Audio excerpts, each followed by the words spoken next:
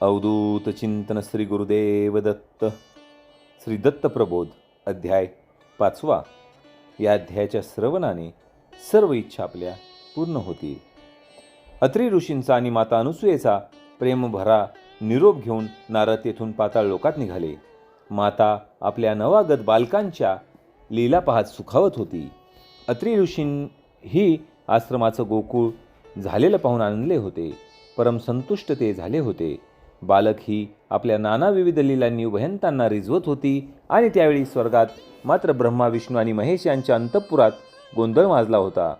तिघींचेही पतिराज न कळवता न सांगता कोणताही सांगावा न देता गायब झाले होते. ते नेमके कुठे गेले असतील ह्याचा अंदाज त्यांच्या धर्मपत्नींना देखील नव्हता. ते न सांगता तपश्चर्येला गेले असतील, अगर सहज मनोविनोदासाठी स्वैर उपवन विहारासाठी गेले असतील असं त्यांना प्रथम वाटत होतं. पण बराच वेळ झाल्यानंतरही त्यांचे पतिराज न परतल्यामुळे त्यांना काळजी वाटू लागली. आपण हट्ट धरून आपल्या पतींकडून मोठ्या जिद्दीने अनुसूयेचं पतिव्रत्य हरण करण्याचं वचन घेतलं होतं आणि त्या कामगिरीवर जाण्यासाठी त्वरित निघा असं टुमणं आपण लावलं होतं. हे त्या विसरूनच गेल्या होत्या. त्यामुळे अनुसूयेचं सत्वहरण, तिचा तेजोभंग करण्याच्या हेतूने आपापले पती तिच्या दारी नग्न भिक्षेची याचना करण्यासाठी गेले असतील ही कल्पनाच त्यांच्या ध्यानीमनी नव्हती. मग तेजस्वी अत्रिपत्नींनं आपल्या शीलरक्षणासाठी आणि सत्वरक्षणासाठी नग्न भिक्षा घालताना पतिचरणाचं तीर्थ शिंपडून देवादिकांनाही लहानगी बालकं केल्याची माहिती असण्याची सूतरामही शक्यता नव्हती. उमारमा आणि सावित्री तिघीही काळजीने काळवंडून गेल्या होत्या. जेवण, खान, सुखनिद्रा काहीच सुचत नव्हतं. तिन्ही लोकांचा कानाकोपरा ढुंडाळून तिघीही थकल्या होत्या. पण तरीही कुठेही तिघांही देवांच्या अस्तित्व खुणा कुठे सापडत नव्हत्या. तसतशी या देवींची आणखीनच चिंता वाढत होती. कुणाची मदत मागावी, कुणाकडे चौकशी करावी, कुठे शोधायला जावं काहीच कळत नव्हतं. मग तिघी एकमेकांकडे आल्या आणि काय करावं यासाठी विचारविनिमय करू लागल्या. रमा म्हणाली, ह्यांना सवयच आहे नेहमीची. कोणी भक्त एखाद्या संकटात सापडल्याचं दिसलं की न सांगता सवरता त्याच्या मदतीसाठी जायचं. पण ह्या वेळे इतका प्रदीर्घ काळ कधीच लागला नव्हता. सावित्री म्हणाली, अगं आमच्या ह्यांचंही हेच आहे, पण विलंब अधिकच होतोय. तिन्ही लोकात ठाव ठिकाणं मिळत नाही म्हणूनच काळजी वाटते. काय करावं सुचेना, म्हणून तर इकडे आले. शांत स्वभावाची उमा म्हणाली, सख्यांनो, तुम्हाला आठवतंय का की आपण आपापल्या पतिराजांकडून अनुसूयेच्या पतिव्रतभंगाचं कार्य करायचं वचन घेतलं होतं. ते पूर्ण करण्यासाठी बहुधा ते गेले असतील असं मला वाटतं. इतर दोघींना हा विचार पटला.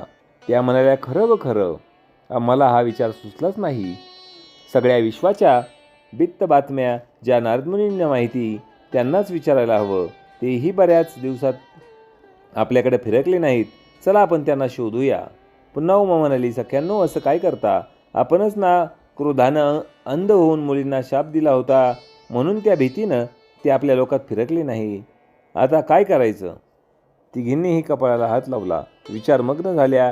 तिघींच्याही मनात एकच वेळेला एक विचार चमकून गेला की तपश्चर्येशिवाय आता दुसरा कोणता उपाय नाही.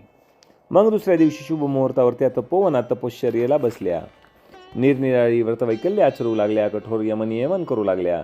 पतिचरणांच्या निज ध्यासन सुरू झाल्या. सर्व विकारांवर मात करून पश्चातापानं दग्ध होऊ लागल्या. पतिचरणांची प्रतीक्षा करू लागल्या. इकडे सगळे लोक हिंडून नारदमुनी कैलासावर आले. तर कैलासावर कधी न दिसणारी स्मशान शांतता त्यांना अनुभवायला मिळाली आणि सर्वत्र शुकशुकाट दिसला. पार्वती, रमणाविना आणि उमादेवी नाही तो प्रदेश सुनसुना भासला. देवींविना तो प्रदेश सुनसुना भासला. म्हणून ह्या नंदिकेश्वराला पुसलं, महाराज आपले अधिपती कोठे गेले? नंदी म्हणाला, नारदा, पार्वती रमण कुठे तपश्चर्येला गेले मला माहीत नाही, पण खूप काळ लोटला तरी ते परत येत नाहीत. असं पाहून उमादेवी तपश्चर्याला वनात बसल्या आहेत. त्यांच्याबरोबर त्यांच्या सख्या सावित्री आणि रमा ह्याही होत्या, कारण त्या दोघींचेही पती असेच कुठेतरी नाहीसे झाले होते. नंदींचं हे संभाषण ऐकून नारद हसले आणि त्या तिघी जिथे तपाला बसल्या होत्या तिकडे निघाले. थोड्याच वेळात नारायण करत त्या उपवनात येऊन उभे ठाकले. तिन्ही मनस्विनी अनन्यनिष्ठेने जपजाप्य तपश्चर्या करत होत्या. नारदांना पाहताच उमा, रमा आणि सावित्री उठल्या आणि त्यांना साष्टांग प्रणिपात घातला. आणि अत्यंत विनम्र स्वरात विनवू लागल्या की नारदा, आम्ही तुला शरण आलो आहोत. तुझ्या पायांशी एवढीच विनंती आहे की तुझ्या कृपेचा वर्षाव आम्हावर कर आणि आम्हाला संकटमुक्त करून काहीतरी मार्ग दाखव. आम्ही फार गांगारून गेलो आहोत. नारद म्हणाले, मातांनो, बोललो तर लहान तोंडी मोठा घास होईल, तुम्हाला रागही येईल, पण तरीही सांगतो की तुमचं वर्तनच तुमच्या विनाशाला सर्वस्वी कारण झालं आहे. मी सती अनुसूयेला पतिव्रता म्हटल्यामुळे तुम्हा तिघींना राग आला. तुम्ही तिचा द्वेष करू लागलात. मत्सरानं तुमच्या मनातला सैतान पेटला आणि तुम्ही त्या जगन्माऊलीचं शीलहरण करण्यासाठी आपल्या पती परमेश्वरांना उद्युक्त केलं आणि त्या कामगिरीवर जाण्यासाठी टुमणं लावलं. तेव्हा तुमचे पतिदेव त्याच महत्त्वाच्या कामगिरीवर बाहेर पडलेले दिसतात. अत्री अग्नी अनुसूयेचं तेज मला मिळालं आहे. तिची तपश्चर्या सूर्या इतकी तेजस्वी आणि प्रखर आहे. तिचं सत्वहरण करणं म्हणजे साक्षात तेजाला स्पर्श करण्यासारखं आहे. तिचा शीलभंग करणाऱ्यांना संतापानं या तेजानं जळून पोळून तरी टाकलं असेल, नाहीतर नमो हरण करून तेजभंग करून बांधून ठेवलं असेल. या दोनच शक्यता मला दिसतात. मी तर दुसरं काही सांगणार नाही. नारद मुनींचे हे शब्द ऐकताच तिघींच्याही काळजाचं पाणी पाणी झालं. त्या तिघींनी नारदाचे पाय धरले. त्यांचा अहंकार वितळत होता, वृत्ती स्थिर झाल्या होत्या. लोचनात अश्रूंचा पूर दाटला होता. नारद मुनी, आमच्यावर दया करा आणि अत्री ऋषींच्या आश्रमात जाऊन काय परिस्थिती आहे ती पाहून या. जा, त्वरित जा. प्राणात सर्व शक्ती एकवटून वाट पाहत राहू आम्ही तुमची.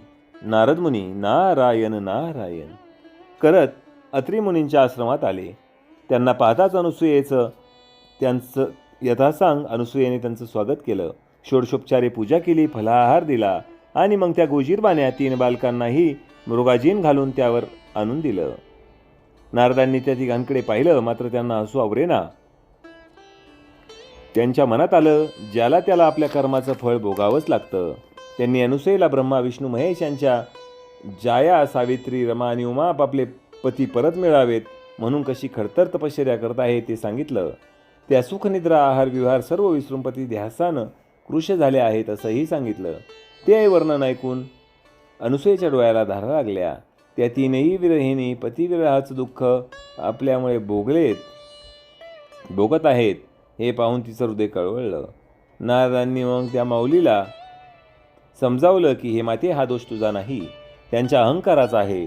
त्या तिघींनाही पतिदर्शनाची अनिवार्य ओढ आहे म्हणून मी इथे घेऊन येईल, पण त्यांचा अहंकार निपटून जाईल. अशा गोष्टी आचरणात आणून त्या उमा, रमा, सावित्रीचं चित्त तू निरहंकारी बनव. अनुसूया म्हणाली, गुरुदेव, आपण म्हणाल तसं, पण त्या तिघींना पती भेटीसाठी त्वरित घेऊन या.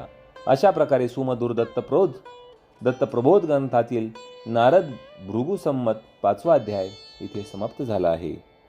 अवधूत चिंतन. श्री गुरुदेव दत्त.